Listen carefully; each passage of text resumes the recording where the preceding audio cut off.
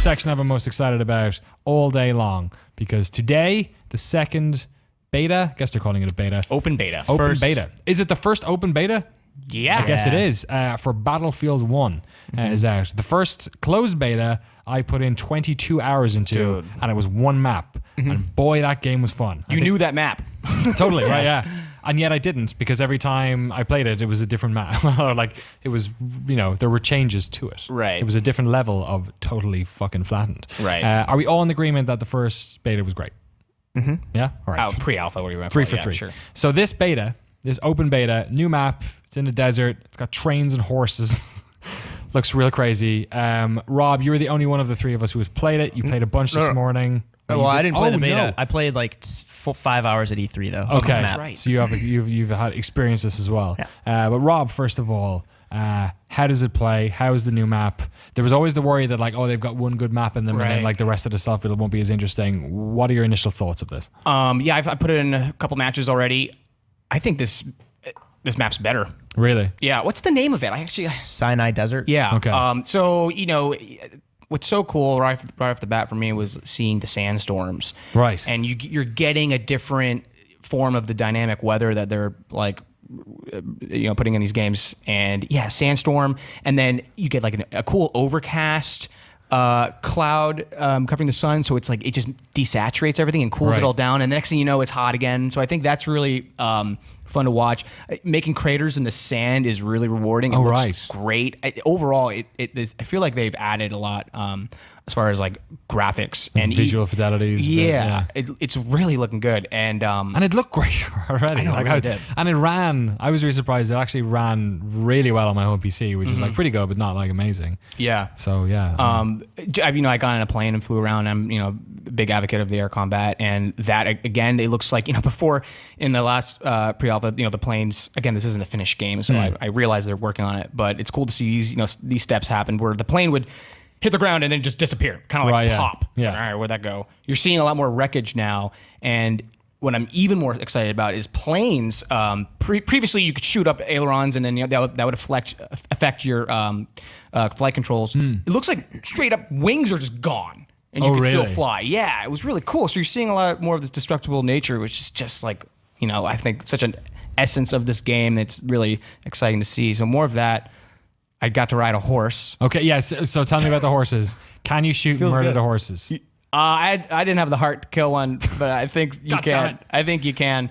What are they primarily used for? Because they kind of look like they might just be flanking. Like the motorbikes of this game, right? Where you're just using them to get around and flank people and stuff. Totally. Can you fire one on them? Yeah. If you spawn on the horse, you're this kind of like horse specific class, kind of like if you're like a tank commander or a pilot. You get this like lever action shotgun, which I used at E3.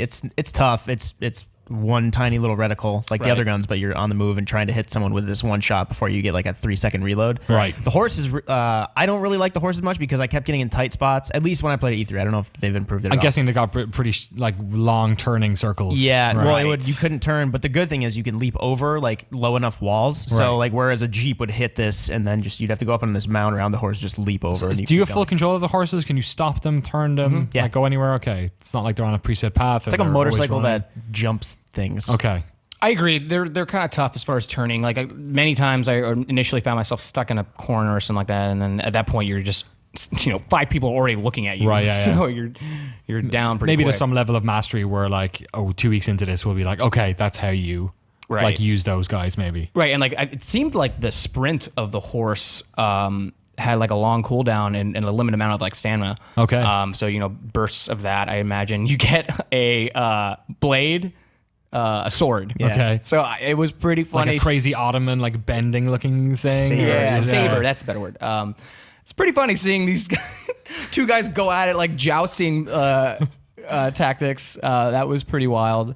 What about the train? So the train is like the Zeppelin of this level or something? The behemoths, they're called. Yeah. Right, okay. It's the kind of like a rubber banding. Not so much, but yeah, it circles the map now, and it looked like it destroyed you when I was watching you play. Yeah, well, just no problem. It's just got big cannons on it, and you can spawn into it again. I wasn't able to get into it. It was because it was the losing team that got it. But what's funny is Yeah, it looked like you could essentially stop the train and kind of go, like, whoever's controlling it, I definitely think someone is. You can kind of back up and go around. So you don't. Okay. You see the whole outline of the map. It looks like it goes around the whole thing, right? It looked like you don't have to go one way, right? And take 30 minutes to come back around or anything like that. It's much more dangerous on the northern side of the map, where those. So the map is actually. I completely agree with Rob. I think it's better than San Quentin Scar, the first one. This map is set up so there's 5 control points at the top, the northern side. Then there's this one random, the E one is down in this open like desert on the south. Like oasis kind of looking thing. It's cool. So the top is like almost built up in the side of a mountain face. And then the track is only like probably 100 feet from some of those. So that's when the train becomes, if I understand, the train like starts at the northwest point, then goes down. So it takes a little bit for it to get back up north, but then once it does, it's super dangerous because... But then presumably it's also a bigger target. Right, but if like you're the winning team, you kind of want to try to eradicate it before it gets up past those 5 control points. Oh, that's cool. It seemed like it's definitely close enough. You know, it's basically like just a moving artillery piece. Oh, you can start pummeling the village up in the north if you're close. The E is the oasis one. I think it's close enough around there, so that's like a valuable thing. So like, okay, basically it gives reason to go around the whole map. Right. Yeah. Another thing, you mentioned the map, which I am a huge fan of, is. Again, air combat is great. Like, I'm a huge advocate of steep terrain and valleys to outmaneuver people. Sure enough, they have like sand arches that you could fly under and like really hug and fly between the canyons. When you're able to utilize the terrain in a plane to like your advantage, if you get something in your 6 and you can kind of like who's a better pilot, bud? Like, let me hug this corner. It's all I have to do. Like Mission or Independence Day style. Yeah. Like just, yeah. Woo! So you're seeing that. I think that's pretty great.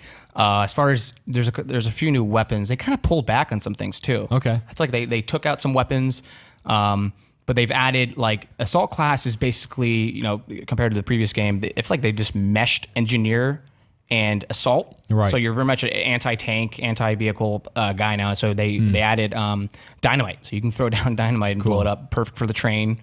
Well, you're making you could like ostensibly make.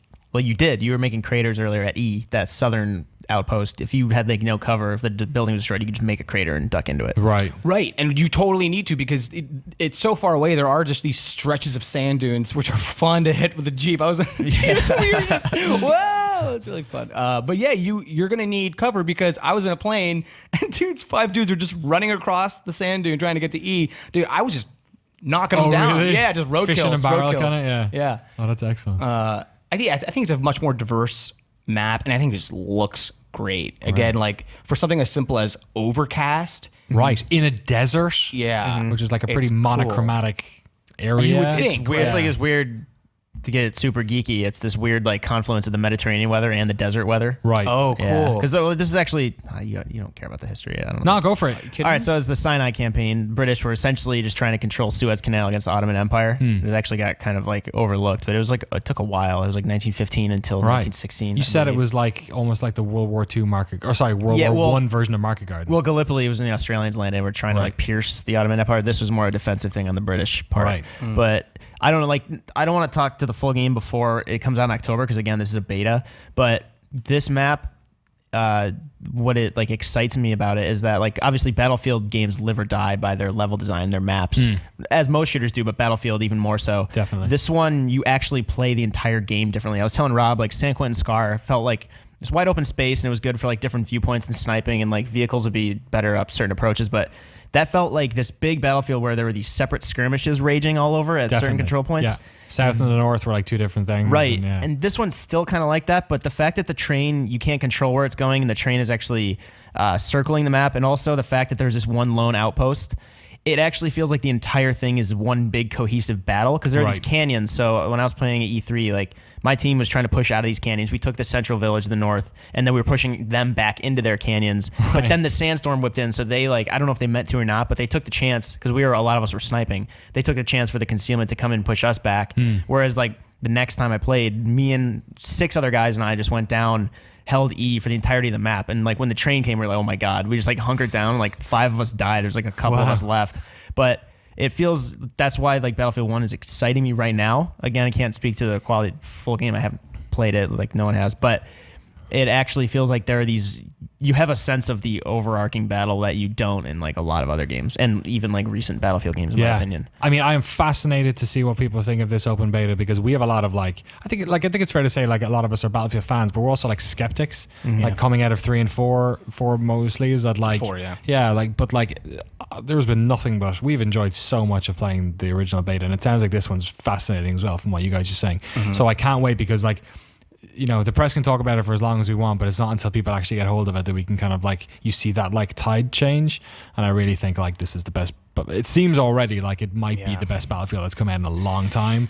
And we haven't seen any of the campaign yet either. Right. Yeah. I mean, like that's a majority of people. That's not the main draw. Between like having a background in like looking at World War I history, but also just the fact that like if they can, talking about like other people, like how big a part video games play in romanticizing war nowadays, like because movies did that for a while in the 50s and 60s, then like the 70s comes along, you have the Deer Hunter, and then the 80s comes along, you have Platoon. Those movies realize it's kind of messed up to do that, whereas games are still entrenched in this like romanticization, and you have people spending $60 on pre-orders to play a game set during some of the worst moments in human history. You're right. So, not to get like too PC about it, but like if they can actually use that and kind of examine like how messed up World War I was, that's interesting to me. But if they just kind of exploit it, I guess I'm just going to stick to multiplayer again, but I'm curious about the campaign. But sure. Even just for the sake of having new types of games to play, like we've played, like Medal of Honor was very much that, and they were amazing. Call of Duty was very much that for the first couple of years, and those were amazing. But yeah, you're right, like it would be great, like Spec Ops: The Line is one of the most interesting. That's the one. Like stories about war I've ever seen, and like it's basically like a video game version of a popular movie, but like it's like I'd love to see more of that stuff. Not just for the sake of like war is bad, but also just because games haven't really explored that at all yet. You know what I mean? And you're right. Like if there was ever a war to do it, like World War I, whenever you like do your little Wikipedia search every couple of years and learn about it, it's like, man, this was fucking the worst. Bad. Like that's why they said it was the Great War, because we'll never do this again. Oh shit, we're doing it again. Yeah, it was really bad. It's like obviously the Geneva Convention, like so many rules about about war now because of World War I. Yeah. Not everybody obeys those who rules. Died, not even in the battles, like just across the world because of it. And influenza and fucking first-hand accounts of like. I don't want to get too graphic, but like first-hand accounts of like trench, like just living in trenches. After a while, the trench itself is just like coated in. Yeah, it's coated in just like all sorts of human feces and. In like humans. Oh right. God. It's like a sludge that people described. That, oh my god. It's disgusting. It's tough to. Yeah. So there you go. How the campaign goes. Needs more sludge. Oh my god. You can really see the sludge. You're part of the problem, Rob. Yeah. Play it in 4K. You really got the sludge. Look at this sludge. Yeah. What is that? This is me scooping. Are you like dripping? I just have this idea of like this Matrix, like purple goo, which was wasn't Power that made Rangers of and the people? I Secret of think that was Use. made of people. That stuff that they were in. The whatever. The Matrix? I think that stuff they were in the things, pods, was also made of.